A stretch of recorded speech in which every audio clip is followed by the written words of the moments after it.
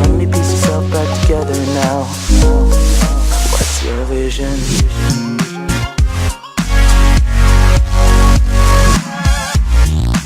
2013, NASA had the media focused on the flyby of asteroid 2012 DA-14. After weeks of hype, the flyby turned out to be a non-event. Although they say a bad day fishing is still a good day after all, it was still a bad day for NASA because the agency was blindsided by the biggest rock to hit the planet in over a century. The Chelyabinsk meteor that airbursted over the southern Urals released the equivalent energy of over 20 Hiroshima bombs. It damaged over 7,000 buildings and 500 people had to seek medical treatment for wounds. Well, dumb luck that for NASA, because it all turned into a curious minds want-to-know media circus. And all they could do was to stumble from one geeky explanation to another until they found the right one.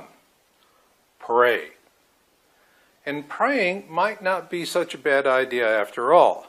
Since 1911, the American Meteor Society, AMS, has been tracking visual meteor observations, and beginning in 2005, an upward trend in the number of reports can be seen. In 2010, the AMS reporting system was simplified, and its reporting procedures had a marginal increase in the number of reports being received. Nonetheless, the explosive growth in meteor sightings between 2011 and the present cannot be explained away as a reporting fluke. Bill, on our Two Suns team, has calculated the final total for 2013 based on year-to-date figures. Overall, an unquestionably disturbing trend is here, and it begs the question, what out there is throwing all these rocks? And if you live in Canada, this is not the only sign to be concerned about. This year, communities around the Great Lakes have begun to see a whole new kind of traffic sign popping up. They're called EDRs, which stands for Emergency Detour Route, and here is the kicker. All of them are directing traffic away from the Great Lakes. Yes, it's unsettling, but look at it this way, Canadians. You get road signs. In America, Homeland Security is buying enough small arms ammunition to reenact World War II. So count your blessings. Hello, I'm Marshall Masters, publisher of Yowza.com, YOWUSA.com. And for those of you who have been following our work for years, this is the video you have been waiting for, because we're going to show you images of two objects in the Planet X system, the core and one of the outermost orbitals. But first, let's go to the topic of December 21, 2012. First off, December 21, 2012 was a spectacular media event by the cable channels. People couldn't get enough, and this was great for advertising sales. However, now that we've had a non-event, folks are beginning to ask a fundamental question about how the date was calculated, and they're making a good case for December 16, 2013. In response to these fundamental questions, Discovery Channel tells us that a carbon dating of a structural beam from a Guatemalan temple confirms that the Mayan long count calendar did end on December 21, 2012, leaving no room for further doomsday prophecies and miscalculations. But 2 paragraphs later, they say the days are counted from a mythological starting point. So in essence, Discovery is saying that they've carbon dated a mythological starting point. Ergo, we have nothing to worry about from this time forward, because for the first time in history, someone has used carbon dating to fix a calendar date. Oh, really? Or is this just the Discovery Channel using a bit of good old-fashioned spin to give itself a pass, like a coyote with feathers in his mouth telling the farmer, "What, me? I didn't eat no chickens." That being said, the whole dating issue of 2012 has always been a thorny issue. And so I really took notice when the 00 Skyview team published their latest update, in which they say the correct date is December 16, 2013. And they do raise a big question. Was this done to throw the public off? And if I have to choose between Discovery Channel carbon dating a calendar, which is a dubious explanation at best, or the Skyview team, it's clear to me that the only purpose for carbon dating a calendar is to protect your humongous advertising revenues. So, yo Skyview, we're with you guys. So then, what's the real meaning of December 21, 2012, aside from advertising revenues? Debating the reasons for this date, frankly, are moot. What matters is that with the exception of a hermit living in a cave in the Ozarks who is still waiting for Richard Nixon to be impeached, everyone else knew about this date and what it meant. It meant awareness about the right to choose, an international day for people to stop, look, and to contemplate the world about them and what that portends for our future. Consequently, none can weep about not being given the opportunity to choose. And say what you may about the cable channels, we believe they're entitled to their advertising profits because they did a bang-up job of creating awareness. And prior to December 21, 2012, awareness was the mission.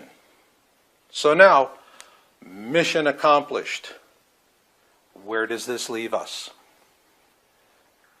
Given that folks have had their awareness opportunity of choice and plenty of time to make it, it's mission accomplished for awareness.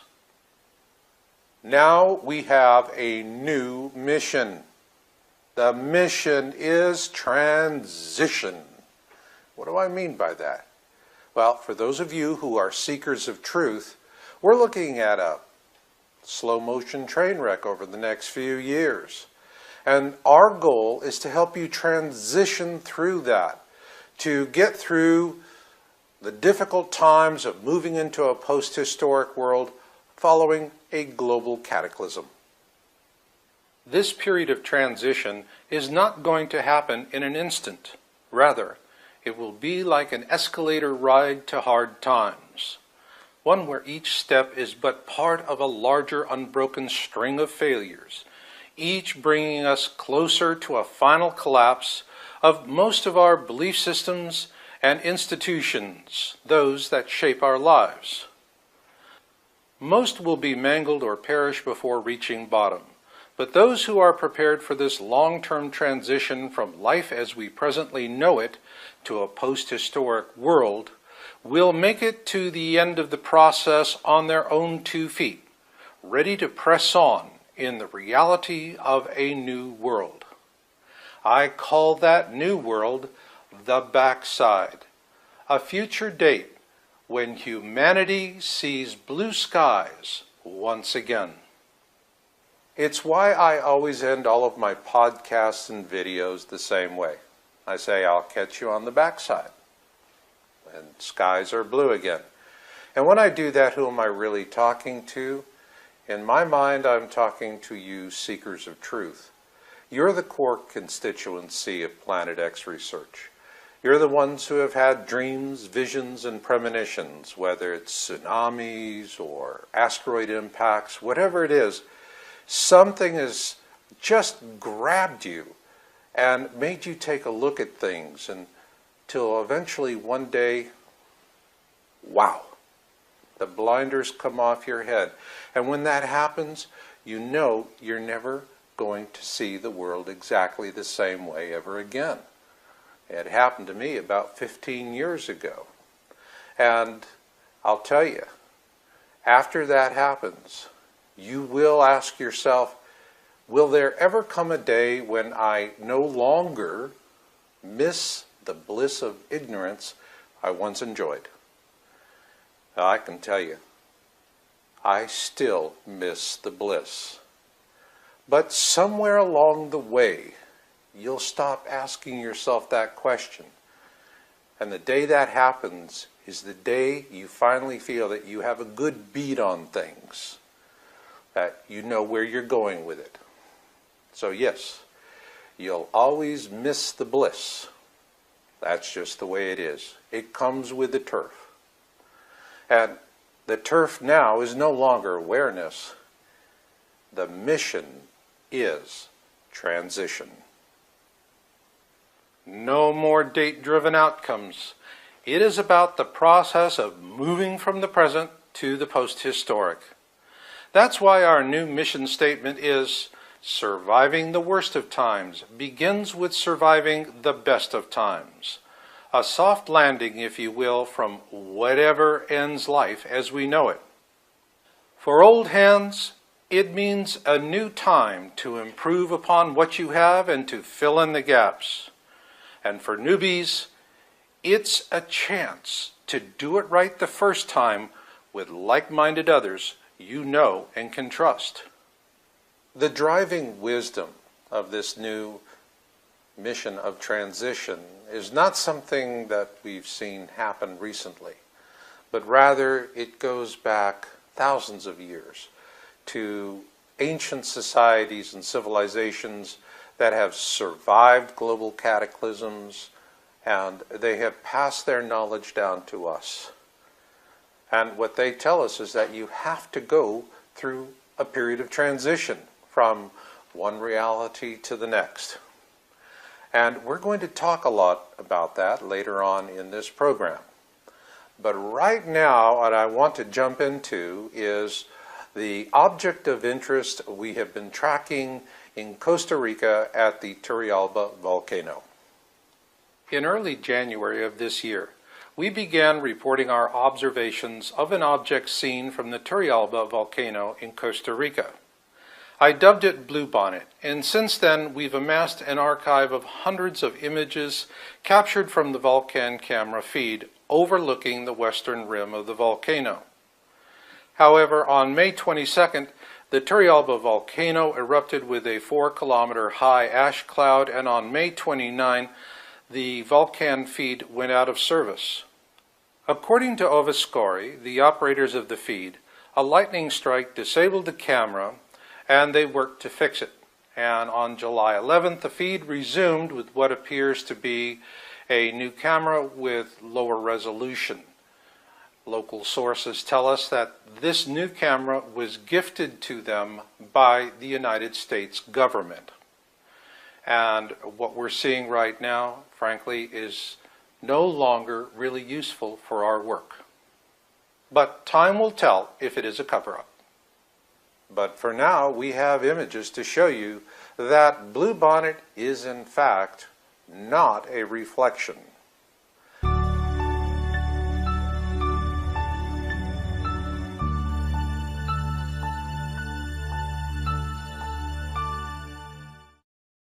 I would like to take a moment to say thank you to all of the folks on the Planet X Town Hall that have been so helpful in getting this research done. Most particularly, the Two Suns in the Sky research team, Barbara and Bill.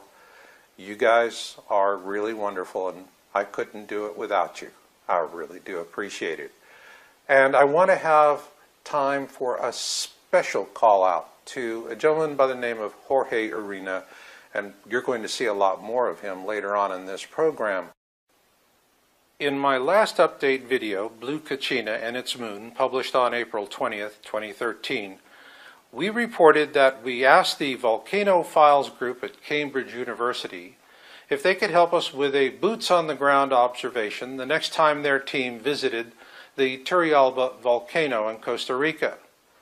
The response we received from Kayla Lacovino of volcanofiles.com reads in part, "I had a quick look at your website. Given that neither the volcanic plume of Turrialba nor clouds in the summit obscure the white dot you are tracking, I think it's safe to say that the white dot is in front of rather than behind the volcano. Considering that the Vulcan feed has been down since May 29, and what has come up is not usable, The reflection theory of Cambridge was a big win for deception. A plausible coincidence, you might say.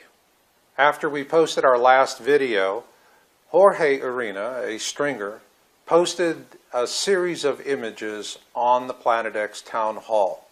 I think they're really good, and as a matter of fact, Jorge even went the extra mile to circle Bluebonnet in this Sunset series, which clearly shows our object of interest sinking behind the clouds, not in front of them, as Cambridge tells us. So let's take another close look and you can see for yourself. When I first laid eyes on this, I said to myself, now that's an ace up my sleeve, or as lawyers like to say, a briefcase surprise. Why? Because since we started this project in January, we've always known something would happen to close the feed and make it unusable. And so happens it did, just when the Vulcan feed was really starting to get interesting. We knew Cambridge was wrong from the get-go, that they were just doing another knee-jerk debunking. And the reason why is, early into the process, I developed a methodology for examining objects near the sun. I call camera sensor illumination, or in other words, CSI. Now, this is just not an arcane study technique. For those of you who are living along the coastlines in particular, this could be the one thing that saves your life, because it can give you a 24-hour head start advantage.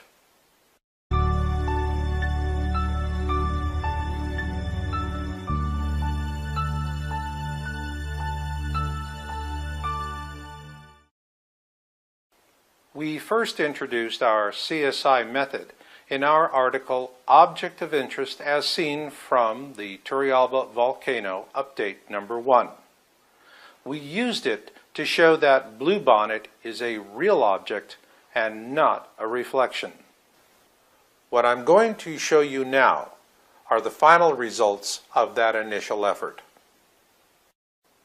Our perception of images is still rooted in the early days of film cameras, when we first visualized a finished picture hanging on the wall and then used a camera to capture that. Today, film or digital makes no difference. It's how we still take our pictures today. We begin by seeing them on the wall. However, the key to understanding the revealing power of CSI is not to see the world as the one taking a photograph, but rather to see the world as the camera itself, as an electronic light-gathering device made to harvest photons of light through a lens and then using digital circuitry to transform these photos into millions of pixels of manageable data. But how is all that organized? To answer that question, let's use a picture of one wall of our new red brick house. Once we capture this image with our digital camera, we can then transmit a full resolution copy of it to any place in the world in just minutes. But how is that high resolution digital image constructed by the camera? Well, it's the same way humans have always made brick walls, one brick at a time. And the bricks in a digital camera are arrays of sensors. And just like the colored bricks in our brick wall, no two are exactly the same. This is because each sensor is exposed independently of the others. Therein lies the secret of the camera sensor illumination CSI analysis method. As we've seen with the Vulcan feed at the Turrialba volcano, they can become useless for our purposes pretty quick, especially when our government is gifting new cameras to people. But we're not bereft of hope here. We have cell phones, high-definition smartphones, and prosumer, rangefinder, and DSLR digital cameras. To get an idea of how these three different cameras perform, let's see how the three construct a digital wall. Cell phones are, well, better than nothing, but not by much. Now, that's because the low resolution of these tiny cameras doesn't leave you a lot to work with. With high-definition smartphones, the resolution is considerably better, but the fixed exposure priority mode of these cameras floods the sensor array with light, and it then has to use shutter speed to control the exposure. Consequently, while HD smartphones may have the same exact resolution as a prosumer digital camera, the digital camera still has the edge. That's because today's prosumer digital camera typically has much more resolution than an HD smartphone, plus significantly better lenses and more balanced exposure modes. The result is that a camera costing just a few $100s becomes a powerful observation tool. So then, how do we use these new tools? Earlier in the program, we saw how NASA was completely blindsided by the Chelyabinsk meteor. It was the biggest rock to hit the planet in over a century, and NASA was hard-pressed to explain why it had been blindsided. But one of their explanations does go to the challenge we face. They said that they missed the meteor because it came out of the sun. The point here is that we are looking at objects near the sun from our point of view and far behind it. Plus, the Vulcan feed is situated in a high-altitude, ever-moving, soupy atmosphere with high humidity, vapor, smoke, passing clouds meters thick, and cloud banks that are kilometers thick. All this moisture was affecting our viewing abilities, and while trying to research that, I happened upon a 2005 National Geographic article titled "Global Warming Supercharged by Water Vapor." It was an interesting article, and it got me to thinking, could there be some new kind of advantage here? Consider this. We tend to think of water as being transparent, but in fact, the water in our atmosphere is translucent from the viewpoint of a digital camera.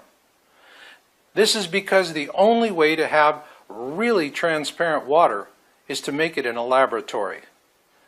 But in nature, the water in our atmosphere is translucent, like the rain falling on our windshields. We must wipe it away to see clearly. This image analysis technique is called camera sensor illumination, because what we're really looking for are objects that are bright enough to punch through the water, if you will, in our atmosphere to reach the camera lens. To help illustrate the concept, let's use this night video of a group of scuba divers. Here we see their flashlights through the water column. So let's take a quick snapshot for an analysis. And to do that, let's select an area left of center for our image. The first step in any CSI analysis starts with gamma. Gamma correction controls the overall brightness of an image. And gamma correction was specifically created for digital desktop publishing, and it is a very powerful tool. So the best way to use gamma for CSI analysis is by reducing it. Here we see a gamma step down of the bright object to the left of the screen. So what are we looking for in this object? What we're looking for is foreground illumination. But what causes it? What causes foreground illumination is that the object is hot enough to light up the atmosphere between it and the camera lens. And so we not only see the object, but we'll see the atmosphere between the object and the camera. In other words, we're looking to see if our object can backlight the water in our atmosphere. And when it does, We then see an illuminated foreground surrounding the object itself. To help illustrate the point, let's look at the flashlight off to the right of the screen.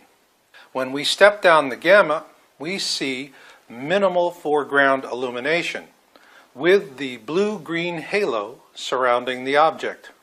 Also, and this is key, even a minimally illuminated object will still feature crisp details. So what we have here is a natural hot object pointed away from the camera lens. Given that, is there a cold object? And if so, what? Well, yes. We call them reflections, refractions, center of focus ghosts, sundogs, etc., etc., etc. In terms of camera sensor illumination studies, a cold object does not push photons at the camera lens. Rather, cold objects are cold and fuzzy, and they manipulate the light of other sources, hence the term cold object. Now let's take a look at two examples of camera sensor illumination analysis, one in which it really doesn't apply, and the second where it is a perfect fit. On June 21, an IntelliHub.com post titled "A Spherical Object the Size of Jupiter Discovered Next to the Sun" and imaged by HelioViewer June 17-18th has caused quite a stir. Even the aliens from Andromeda have piled on with their take about all of this, and we've gotten a lot of questions about it as well. So let's take a good look at it all. First off, I want to emphasize the number one rule of Planet X research. The closer something gets to the truth, the faster it disappears. It's why those of us who do the research really just do not pay much heed to government websites. Now, we'll find things that we can use from time to time, but other than that, we know that all you're going to do is run down one fruitless rabbit hole after another. But yet, people still keep persisting in this hope that they're going to get the straight answers. Well, everybody has to do what they think they're going to do. And in this case, everyone's all worked up about a government source. So let's take a look at this government source. In this case, it is NASA's stereo solar observatories, stereo A for ahead and stereo B for behind. At the time of this observation in the IntelliHub.com article, both are behind the sun and aimed at it. Consequently, stereo B's field of view extends from the sun to an area of space that's over our right shoulder, so to speak. And stereo A is looking the other way. So both are looking at the sun and whatever is behind us to our left and to our right. However, our research on the Vulcan feed and the other images we're showing in this video are of objects that are near to and behind our sun from our field of view. Consequently, the Jupiter-sized image the IntelliHub.com poster is seeing is not behind the sun. Likewise, the same can be said of the possible orbitals associated with this Jupiter-sized object. So with that, let's take a hard look at the image itself, and let's select this area to the lower left for our study. The first thing we see is that there is no evidence of camera sensor foreground illumination because there is no atmosphere in space. So CSI is not useful for analyzing these kinds of images. Instead, we need to use a more traditional approach of studying the object itself, regardless whether it is hot or cold. When we do, the first thing we see is that the object does not have a normal, uniform daylight side facing the sun, a clear terminator, and a dark night side. What we are actually seeing is the kind of banding we see after someone shoots a BB gun at the windshield of a car, which in space can be easily explained as a micrometeorite impact on the camera. Plus, the field of view from stereo B is always changing as these two satellites are in counter-rotating orbits around our sun. However, Tony Smith on our town hall did a historical search for images in this lower left quadrant next to the sun and found this object in that area when Stereo B's field of view was different from that of June this year. So what is it? Who knows? But here is what our analyst Bill found. The first thing he noticed when examining the available imagery in the IntelliHub article is that the object appears in a matter of seconds. This is highly unusual, to say the least, for what some would call a Jupiter-sized object. But of equal concern is that this solar observatory also has 6 other cameras, all pointed in the same direction, and this Jupiter-sized object does not appear in any of them with the same date and time. So, what would NASA say if they were willing to opine on this Jupiter-sized object? They'd be just as likely to debunk it as a coronal cavity case closed. This is why our approach is very different. On the Two Suns research team, our motto is believe nothing, observe everything, and leave no stone unturned.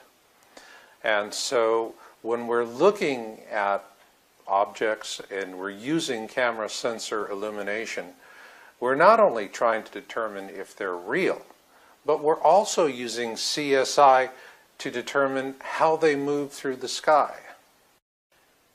Here we see Bluebonnet on January 15, 2013, as we first found it at the beginning of our study. And here we see it months later on May 7th. Both images were taken by the same exact camera, a high-definition surveillance camera, such as the one shown in this example.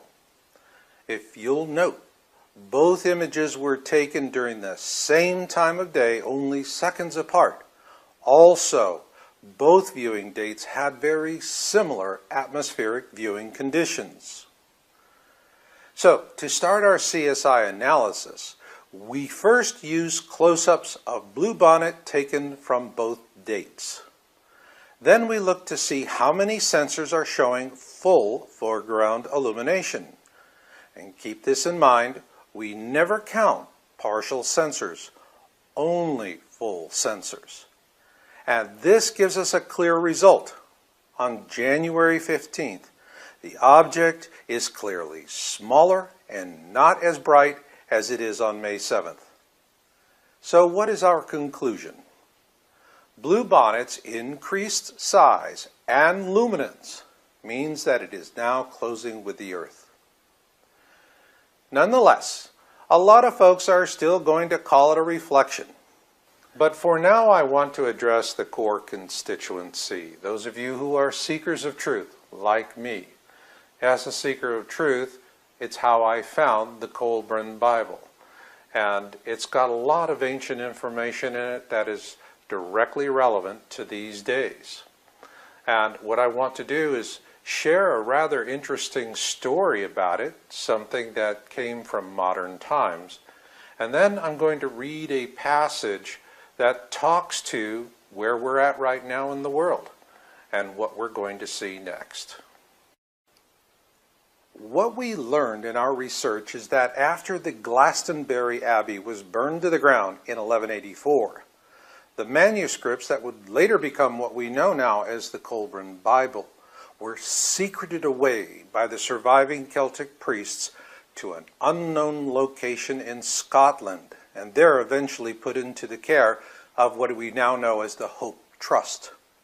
There the manuscripts were translated into Old English, or Shakespearean English, if you will, and they remained secreted away for centuries until a few years after World War I, when the Hope Trust moved the manuscripts to London.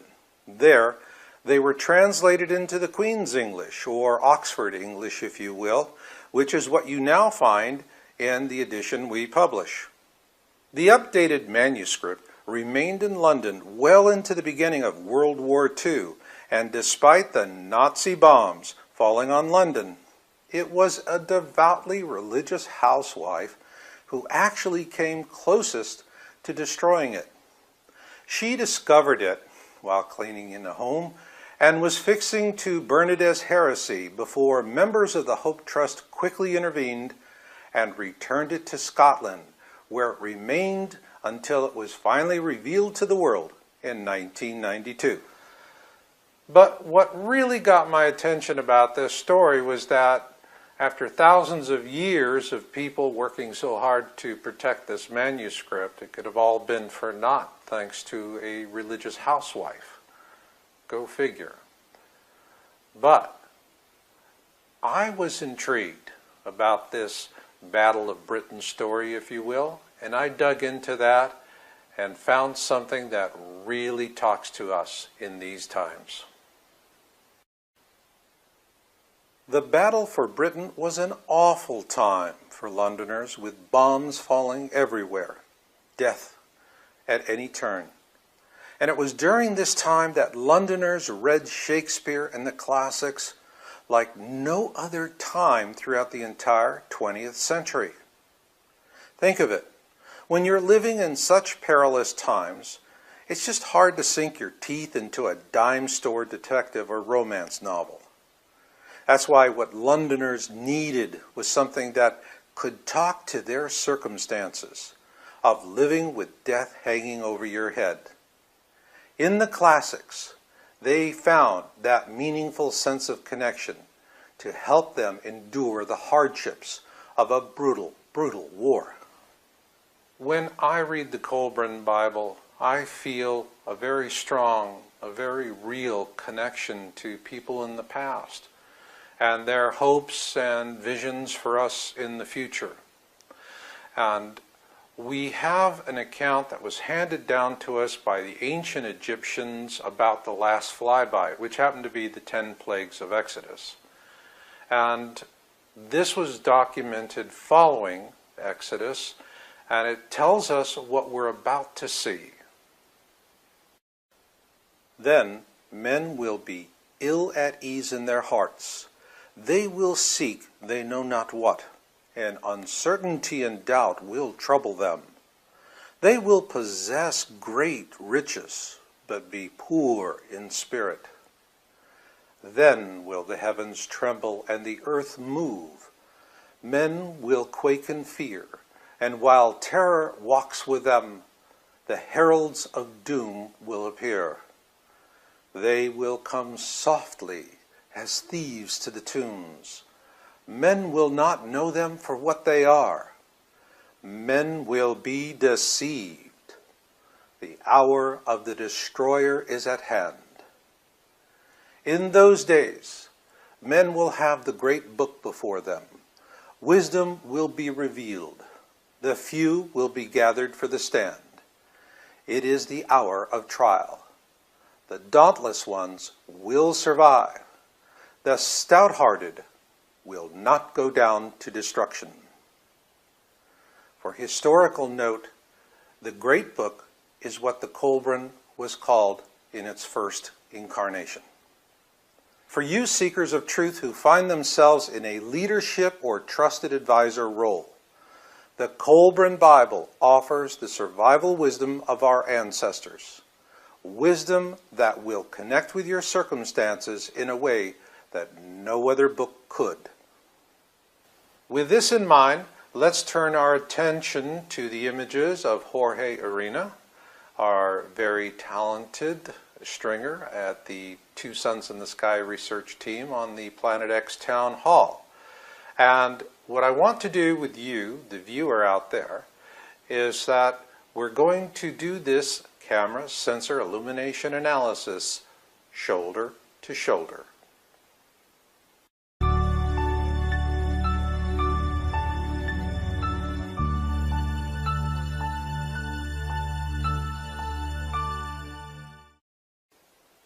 On May 27, 2013, Jorge was flying from Ontario to Lima, Peru on business. And fortunately for us, we have Jorge queued up and online. And so, Jorge, please introduce yourself to the audience and let them know a little bit about what brought you to Planet X. Hello, Marshall. Yes, my name is George Urena. I am the president of Utco Corporation, a company based in Ontario, Canada, manufacturing products from Peru. I get to travel a lot, and definitely, I came to the topic of Planet X because of a vision that I had a few years back. Doing some research on the website, I found your website. Well, Jorge, I'm really glad that you did. And now I'd like to get into some of the details on your business flight from Ontario to Lima, Peru. Well, Marshall, due to my business, I get to travel quite a bit, almost everywhere, and particularly to Lima, Peru, because that's where we get all our products for distribution worldwide. And in this particular case, I decided to take a special flight, not the usual way I normally do it, which is a direct flight to Peru from Toronto. This time I've done it through El Salvador via TACA Airlines. The flight departed at around 10:30 on May 27th, arriving at El Salvador around 3 o'clock. We were flying at about 37,000 feet altitude, and that's when I basically take all these pictures. I should mention, Marshall, that the pictures taken with my camera have a date stamp of Toronto, Eastern Standard Time. Jorge, during your trip, I could see that you were doing a lot of experimenting with your Nikon camera.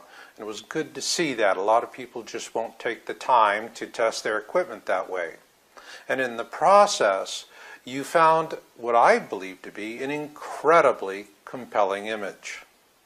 It was a 1-second exposure taken south of the equator at an altitude of 37,000 feet. And that's quite remarkable. Jorge, what is it that you learned with this particular camera experiment? The reason why the plane inside, the lights of the plane were off. So that created a perfect scenario for the camera to pick up on the light outside. I have difficulty trying to set the camera, put the camera to the right settings in order to take the pictures. But honestly, because there were no lights inside, I was able to capture the light outside. And that's the reason why I was successful in getting this picture. Well, Jorge, I have to say, hats off to you for a really, really stellar 1-second exposure image. With that in mind, now I'm going to explain to you what those 3 objects are that you captured. While we see 4 possible objects, the faint one in the lower right is not a real object. However, the other 3 are. And when I used Starry Night Professional and the raw file data from your camera, I found that you actually photographed a rare conjunction of 3 planets: Mercury, Jupiter, and Venus. Jorge, given that you did not image Planet X in this particular photo, let me ask you, was the effort worth it? I think it was really worth it. Now, that's the spirit, Jorge. You know, on our team, our motto is, believe nothing, observe everything, and leave no stone unturned. And we did that with your images and found something rather surprising. This image you took below the equator not only shows a rare conjunction of Mercury, Jupiter, and Venus, but one that is consistent with the many stories we found about this conjunction event on popular astronomy websites. In other words, Jorge, this image is irrefutable proof that you took it at that time and at that altitude over the Pacific Ocean. And so it was this image that put us on the path to an amazing discovery in one of the earlier images you captured during this same flight. Before we share that with the viewers, Jorge, I'd like for you to explain to them what you learned about taking pictures through the clouds at high altitude. Well, this is very interesting, Marshall, because eventually I found that the clouds act as a filter, as a natural filter in order to control reflections. Thanks for sharing that, Jorge, because you really hit the ball out of the park. Not below the equator, but rather 4 degrees above it, and at an altitude of 37,000 feet. So let's take a close look at where Starry Night Professional places Mercury, Jupiter, and Venus. Keep that conjunction in mind, because in this image we find Jupiter and Venus exactly where Starry Night says they're supposed to be, but no Mercury. Then again, it's not the brightest bulb on the tree, so to speak. But what is that bright dot near the sun? Let's take a closer look at that. And yes, there is something there close to the sun, and it is not where Mercury is supposed to be. So, are we experiencing a technical fluke? Necessary question. With that in mind, I went back and double-checked my settings, and they were fine. And so, yes, we've got Jupiter and Venus pretty well nailed down, but we're still drawing a blank on that mystery spot near the sun. Okay, now it's time to do a camera sensor analysis, CSI, and we'll start with the 2 objects we're certain of, Jupiter and Venus. As we see, there's plenty of natural foreground illumination for both. So, it's 2 thumbs up for Jorge. With this in mind, let's return to our mystery object. In this sensor analysis, we see a clear outline of Mercury, and for the record, no way would I have ever expected to be able to see this in any HD smartphone or cell phone image. It's just too subtle. But what I can say is, thank you Nikon, thank you Nikon, thank you Nikon. This is the difference 16 megapixels and a good lens can make. And it doesn't cost an arm and a leg. And there we go. Mercury just where Starry Night told us it would be. So now, that's 3 thumbs up for Jorge, because we've nailed Mercury as well. But there is still 1 stone unturned, the mystery object near the sun. So let's go for broke and do a camera sensor illumination analysis. And once again, I must say thank you Nikon, because I never expected to see anything this close to the sun that could generate anywhere near this amount of foreground illumination. At this point, we know that we have a hot object, but what gets me is a hot object this close to the sun with this much foreground illumination. What am I really looking at? Well, getting the answer to that is pretty straightforward. It's what I call a gamma step-down test. The step-down begins with a default gamma value of 1.0. There you methodically step it down to see how hot your objects really are. And we see that while Venus is hotter than Jupiter, it too falls by the wayside.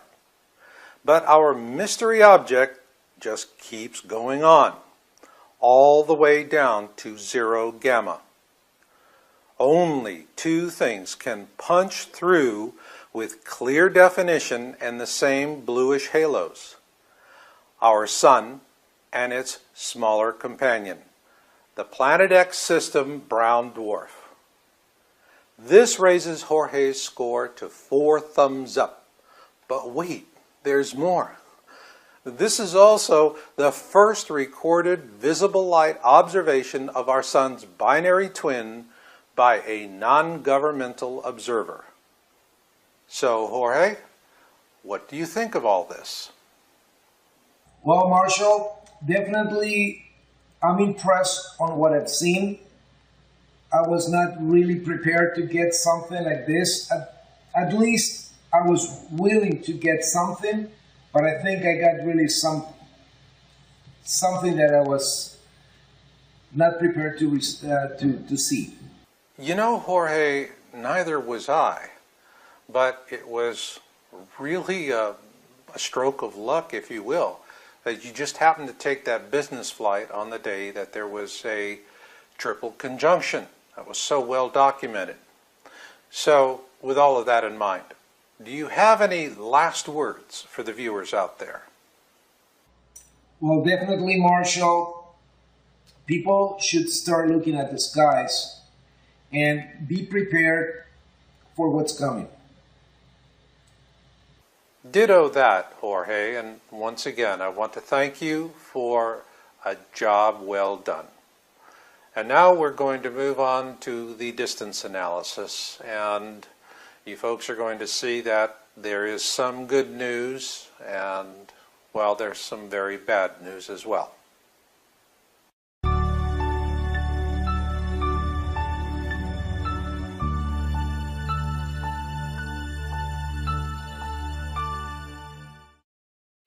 Over the last few months, I've received a steady stream of emails from people who are disappointed with how all of the Planet X predictions have been playing out so far. And it's important for us to address that, and we are going to address that in detail. But right now, what we need to do to set the stage for that explanation is to make an approximate determination of how far the core of the Planet X system is from our sun. When we look at two suns in the sky images, it's easy for those who are not sky watchers to assume that the horizon on Earth is the same as the ecliptic, or if you will, the sun's horizon as seen from space. This is not so. Because the Earth is tilted on its axis, the ecliptic, or the sun's horizon as seen from space, is actually at a sharp angle from the horizon we see on Earth. The point here is that if we want to determine its true distance from the sun, we have to do it from a view from the ecliptic. The ecliptic, as far as we're concerned, is the tail that wags the dog. So with that in mind, let's revisit Jorge's image. Here we see Jorge's image taken 4 degrees above the Earth's equator at an altitude of 37,000 feet. And here we see Jupiter, Venus, and the Planet X system brown dwarf relative to the horizon as seen through Jorge's passenger window.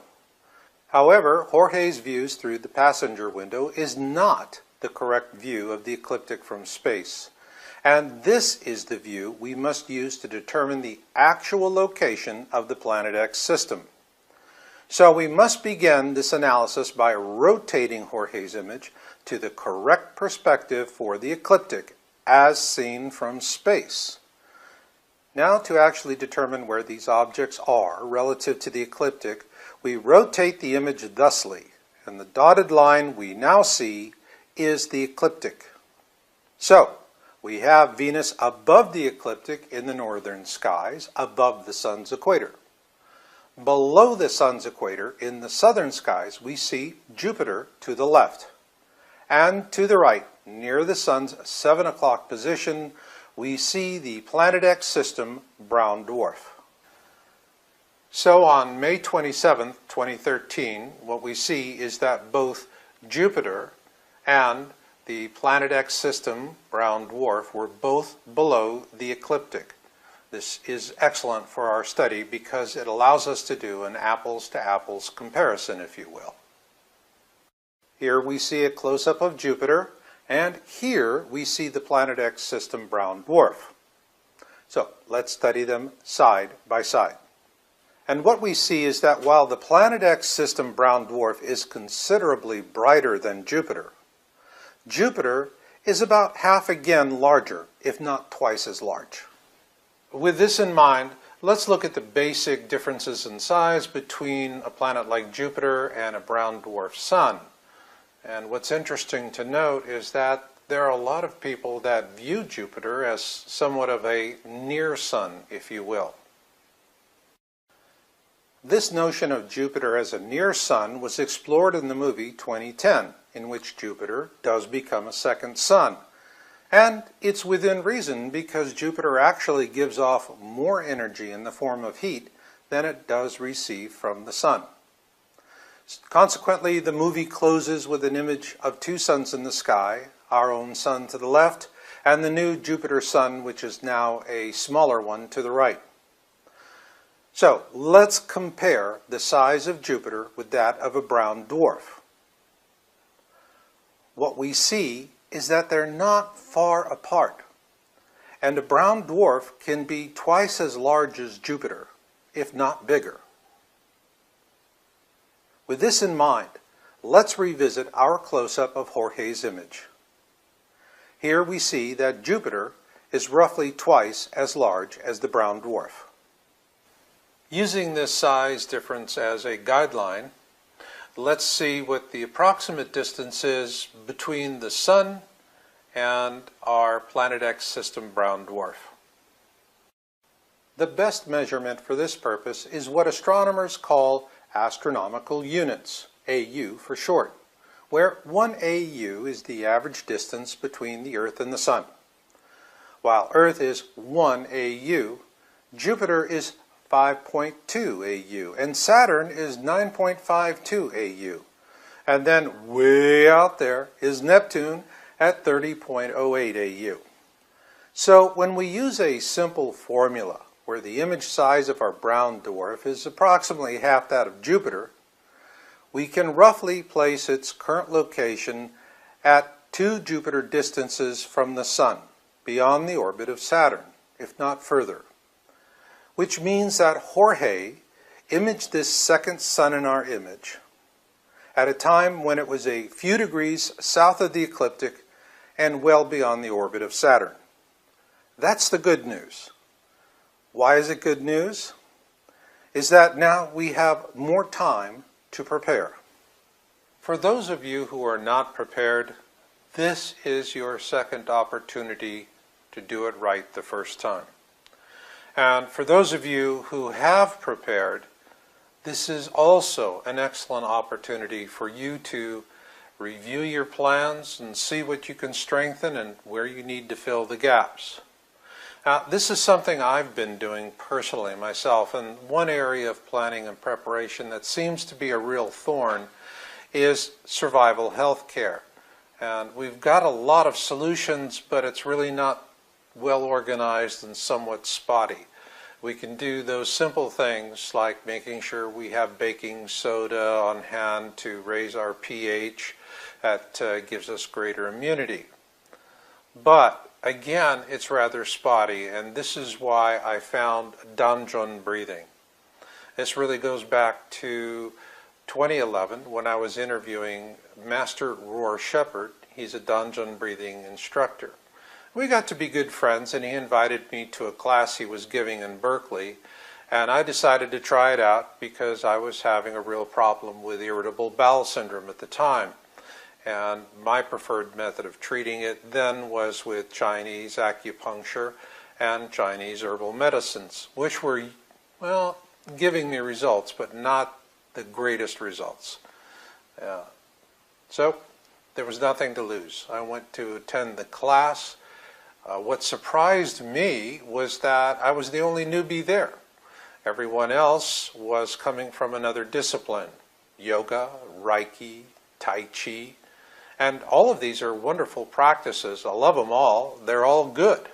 But why were they going to learn about Danjon breathing if they were already doing something else? Well, what they explained to me was that Danjon breathing has a very pure view of breathing itself, which is integral to everything. You can't do yoga without doing breathing, for example. But in yoga, when you're doing the breathing, it's only increasing your body's oxygen levels to about 103%, where tests have shown with Danjon breathing, it goes up to 107%. So what does that 4% difference buy you? Well, it increases the immune system. And when you look at the history of this ancient art, you understand why. This was developed back in the early days of acupuncture by Korean elites, the powerful and wealthy. Now, these people were not particularly worried about dying of starvation or exposure like the peasants were. They had to deal with wars and assassinations, but what they were really terrified of, despite all of their wealth and all of their power, was to catch a cold. You ever heard the expression, catch your death of cold? Well, that came for a reason, because people used to catch colds and die. Well, what the elites were doing was they were focusing on something that would not only give them all of the other general health benefits of other practices, but what they wanted in particular was to boost their immune systems. Now, this is really relevant to those of you who are in planning and preparation. I want you to think about this.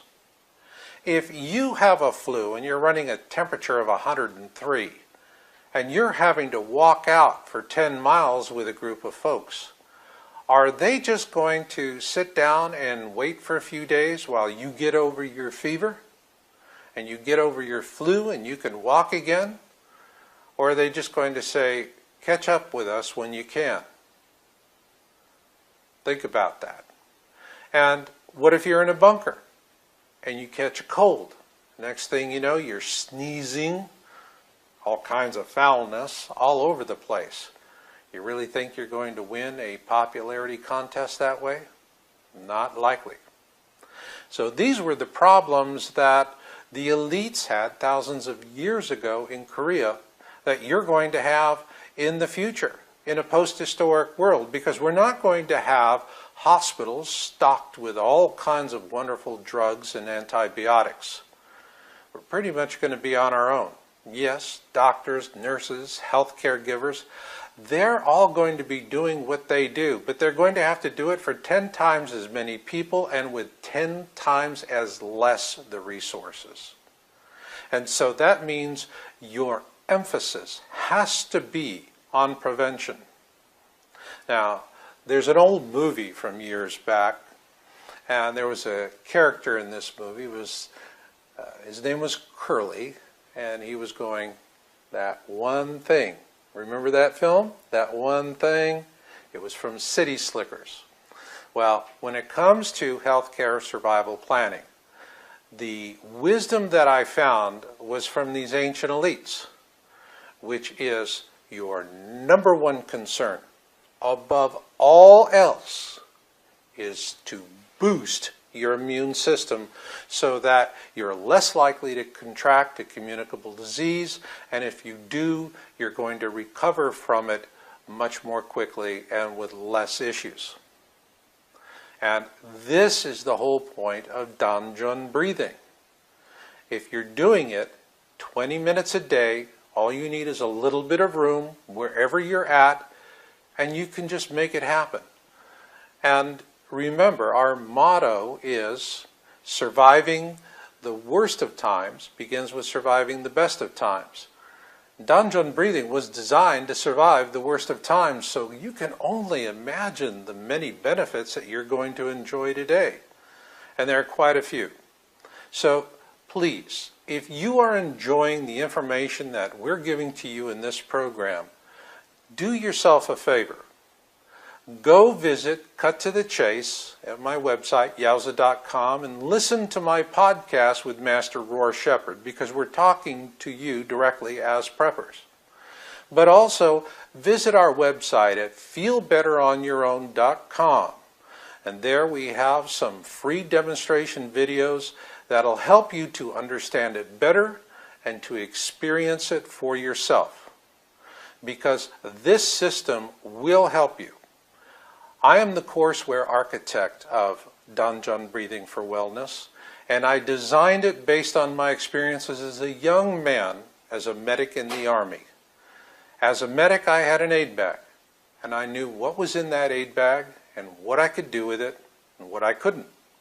Now, it wasn't a panacea, but I knew I could do the important things, and I knew I could find things fast. And when I designed this course as the architect, that was exactly what I had in mind. Because if I could make it useful for you as a prepper, for everyone else, it would be the tool of the century for health and wellness. So with that, let's go ahead and move forward to the next part of our program, which is going to be the orbital path analysis.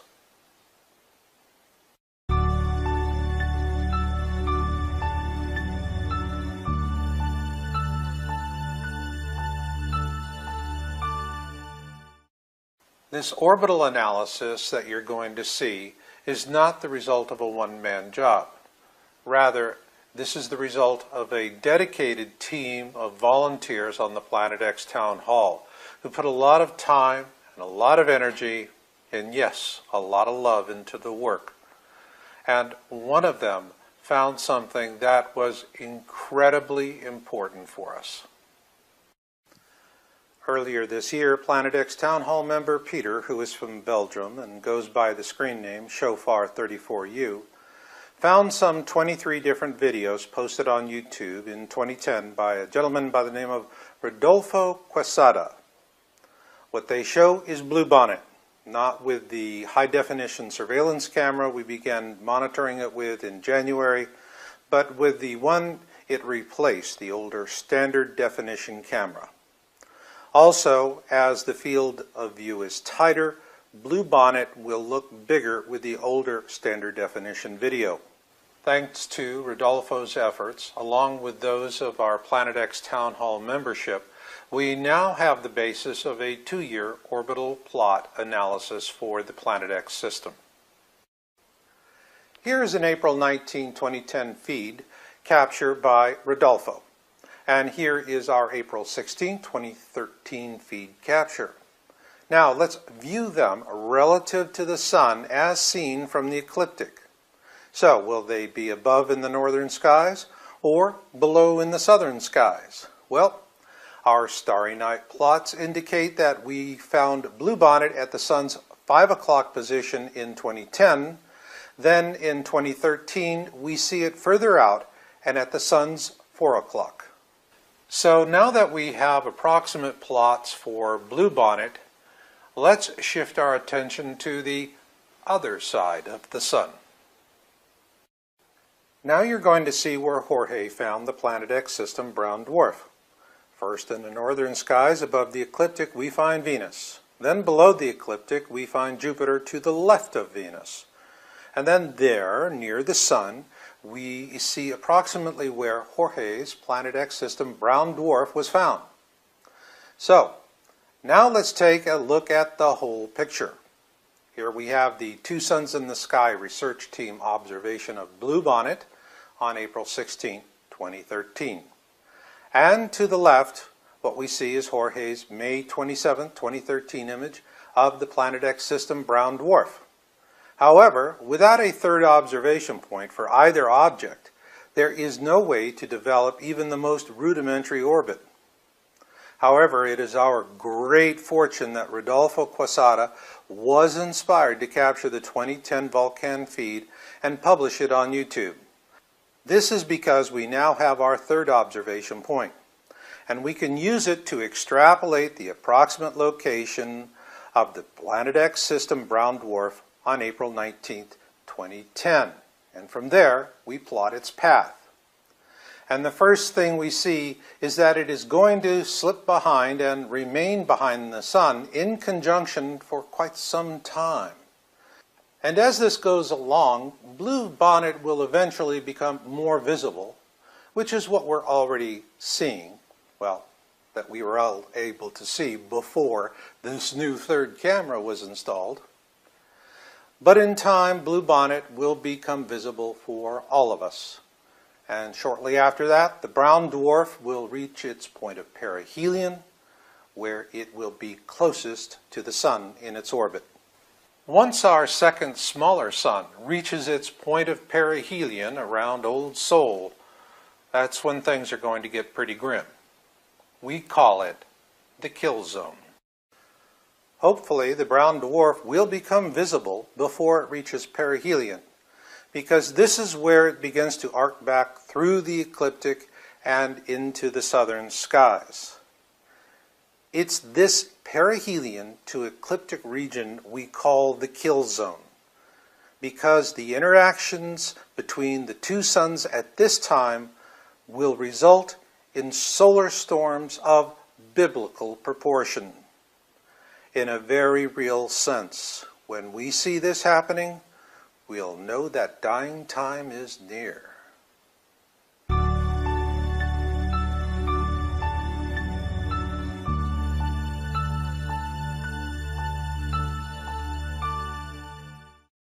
Earlier in the program, I told you about all the folks that have been writing emails to me about the Planet X predictions, which are in the ballpark in most cases, but nothing spot on. And we really need to address that head on to everyone's satisfaction, and we're going to do that. And we're going to begin that by looking at one prediction that actually, in my opinion, is going to be spot on. On October 21, 2008, Project Camelot posted an interview with Planet X whistleblower Bob Dean. And I like Bob. I've had a chance to speak with him personally on the phone, and for me, he's always been a stand-up guy. And here's what he has to say in his prediction. And some of our remote viewers have concluded that yes, it's going to happen this time. That we and it will be on the same side of the sun at the same time.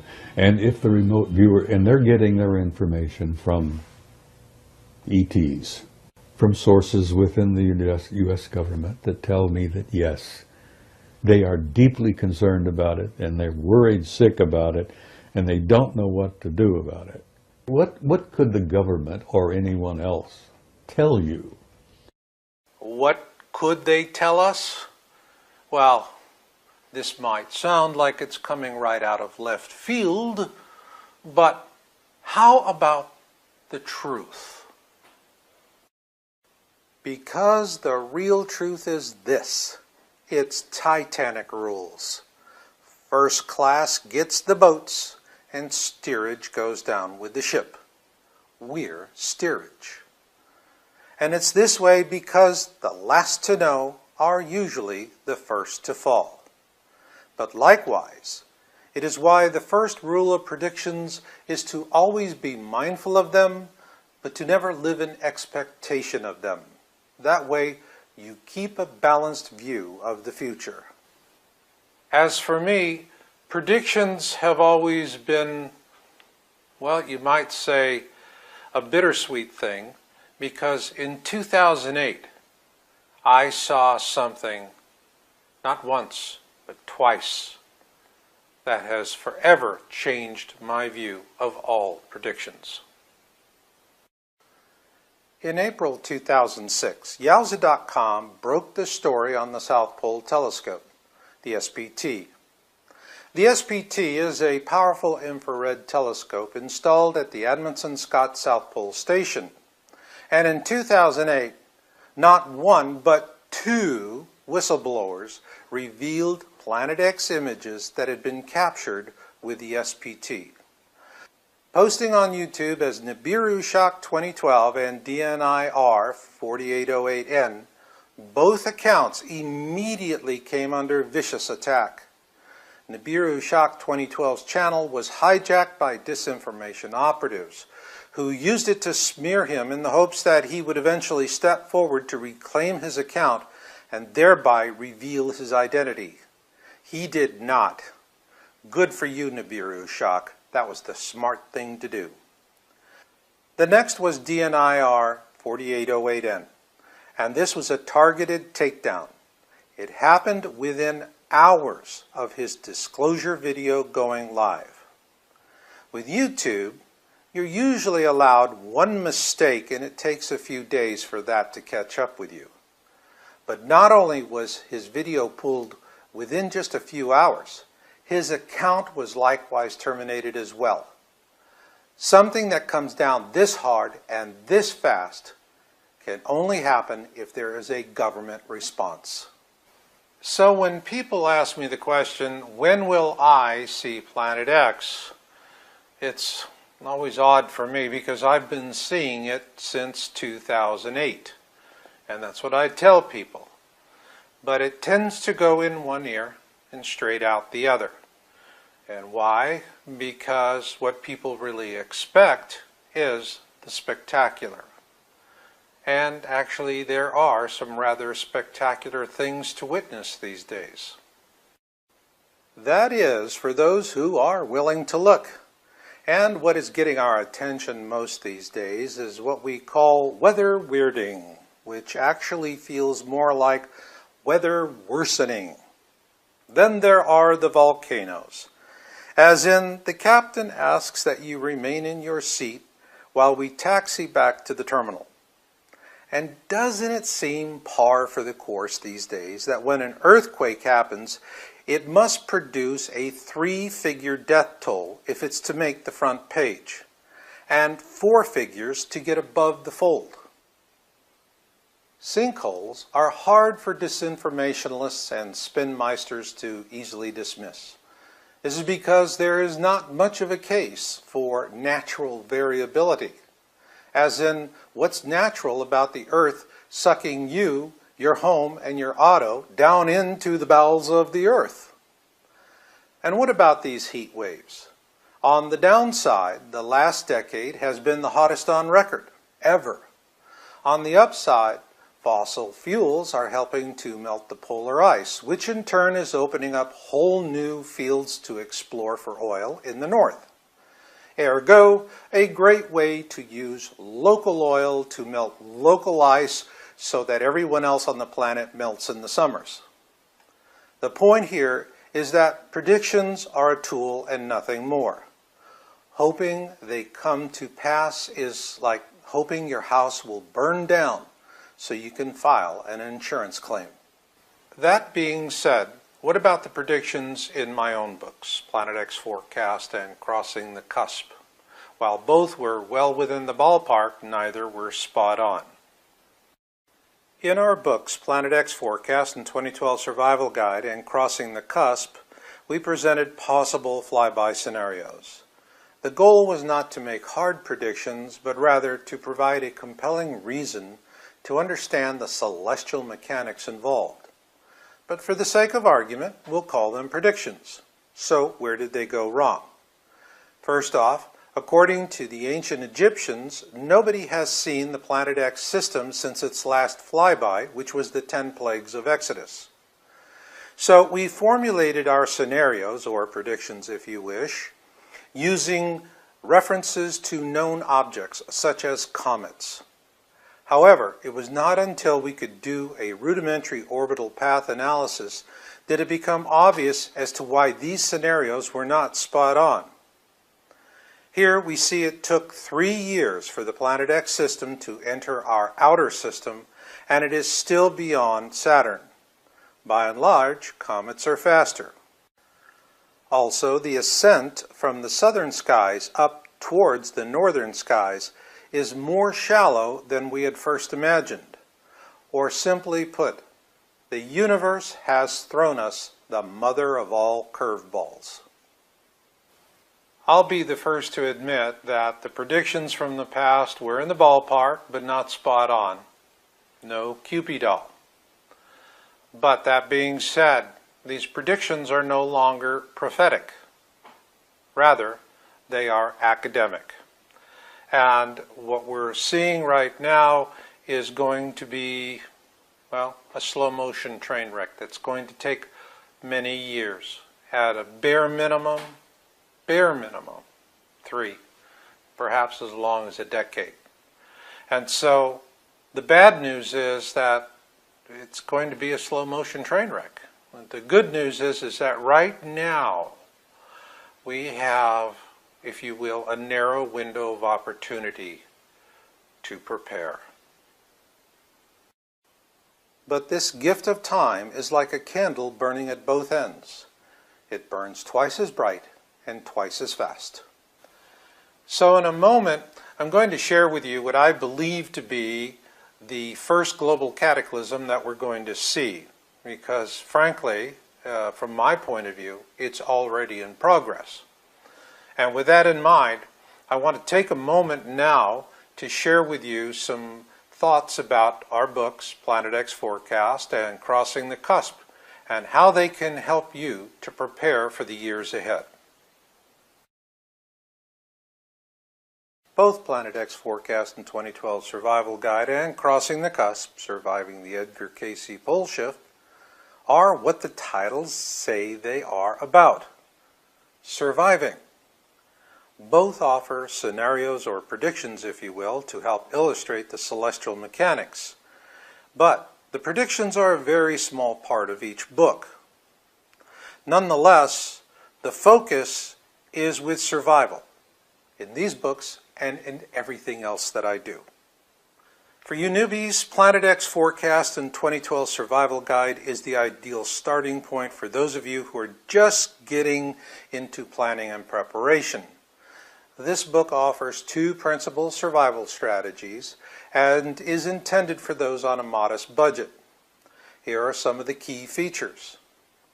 Most will want to prepare to survive in place, such as a home or bunker, and with this strategy, you get started with confidence.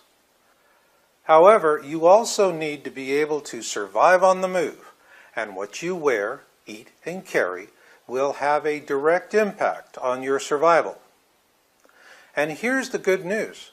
You may already have many of the things you need lying about the house. For me, the biggest gem in this book is the section on how to build a kill zone solar radiation shelter using a wide variety of inexpensive and readily available materials. This is because solar storms will cause the greatest loss of life.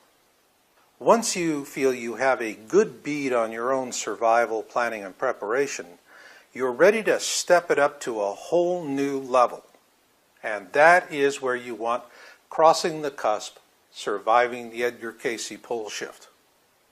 While Edgar Cayce's dating on his pole shift prediction was off, everything else he said is falling into place. And that means we'll face something the ancient Egyptians called the Great Winnowing, or what Christians might refer to as the meek shall inherit the earth. And by the way, they will, and in this book you'll learn why, and it will surprise you. Where Planet X Forecast focuses on family survival, Crossing the Cusp focuses on self-organizing communities, because getting through it with like-minded others you know and can trust will greatly increase your odds of survival. And the biggest gem in Crossing the Cusp for me is the last chapter. It describes how humanity can use present-day technology combined with human spirituality to mitigate the effects of the flyby with something I call an intention vortex. Folks, this really doesn't have to be as bad as it can be. You know, we bandy about the term global catastrophe, but the fact is, what do we really experience? It's more of local and regional catastrophes, at most perhaps a national, which means that it typically is happening to someone else, somewhere else, in some other time. But what about a global catastrophe, some kind of event that is so powerful, so huge, that it impacts all life on the planet? What would that look like? In particular, what would be the first kind of global catastrophe event? Given present warming trends, the most likely candidate for the first global catastrophe will be methane releases. While methane releases by humans have actually been trending slightly downwards, natural releases of methane are trending upwards, and at a substantial rate. So, there are 2 types of releases we need to keep our eyes on. First is what is called Arctic methane release. This methane is locked up in the permafrost, which is now beginning to melt. The other release source we need to watch for are offshore gas hydrate releases. So, how much methane are we really talking about here? Well, just looking at methane gas from hydrates as compared with oil, natural gas, and coal, the conclusion is simple. There is a lot of it. And as the oceans warm, we'll begin to see numerous reports of gas hydrate releases and no doubt Arctic methane releases as well. This will be bad news because as a greenhouse warming gas, 1 pound of methane is equal to 21 pounds of carbon. And should these releases eventually reach a tipping point where a positive feedback loop happens, the process will then become irreversible. So governments can do all the chemtrail spraying they want, but once we cross that threshold, it's going to get really bad. And aren't we already seeing bad? Not since Exodus have humans seen this much algae in the water, and incredible fish kills that carpet entire harbors, plus the increasing number of droughts and heat waves. The result is all you can grow in dry dirt is dry dirt and nothing else. Which means then will come the food riots as basic food prices soar. But in the end, we'll just be burying the dead. And that is why transition is the mission. Because surviving the worst of times begins with surviving the best of times. And now for you newbies out there who are just getting into this and trying to wrap your heads around it, I want to offer you a safety briefing because you really do need it. And for you old salty dogs out there that have been there, done it, and seen it, please feel free to sit in.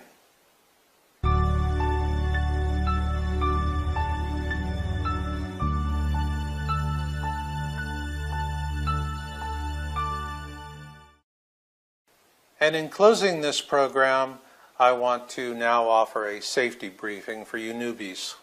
You folks out there that are just now trying to wrap your heads around all of this. I know that you're getting a real urge to go out and, well, spread the word, to tell other people about this, to save as many lives as you can. Now, before December 21, 2012, when the mission was awareness, that was the right, proper, and noble thing to do. But now, transition is the mission. So, don't do it. Because if you go out to tell people about this information and you don't know what their intentions are, you could just wind up burying your own loved ones as a result. It's why I say discretion is the better bullet. What does that mean? Well, as preppers, everyone says, fine, I'll get guns and I'll get ammunition and I'm ready to defend my home and take a stand. You don't want to do that. The best way to deal with confrontation is to be elsewhere when it happens. And you start doing that today with discretion. You go to the office and you get the urge to tell everybody at the office about Planet X. Fine. You're going to get a lot of them that are going to mock you, ridicule you, say, oh, one of those. Remember, they are still clinging to the bliss of their ignorance, and they're going to do it like jealous lovers. And so the blowback is going to be considerable for you. But worse yet, you're going to be telling people about your intentions without knowing their intentions. So let's say that the big event happens. You survive along with your family, and some of the people you told and who mocked you survive as well. You're going to do much better than they are. And they could find themselves in the clutches of some very violent people. And what are they going to do? Rat you out. I know a prepper. They got a house full of goodies. I'll take you to them. Next thing you know, you've got marauders showing up to do you, your family, take whatever they want, and then leave you for dead. You can fight them off, but eventually you're going to have to bury somebody. You'll run out of bullets, so to speak. That's why discretion is the better bullet. Think about that the next time you feel the urge to be a good Samaritan. Now, the next thing I want you to remember is that there's only one truth that matters. It's the truth that resonates within you, because you, and you alone, put it there, right there. And when you do that, you have a knowing. You know what you know. Nobody can shake that from you. As to the rest, believe nothing, observe everything, and leave no stone unturned. Do these things, and you will greatly increase your odds of surviving in a post-historic world after a cataclysm. And one final thought. Earlier in the program, we talked about Titanic rules, that being the first to fall are usually the last to know. Well, as of this moment in time,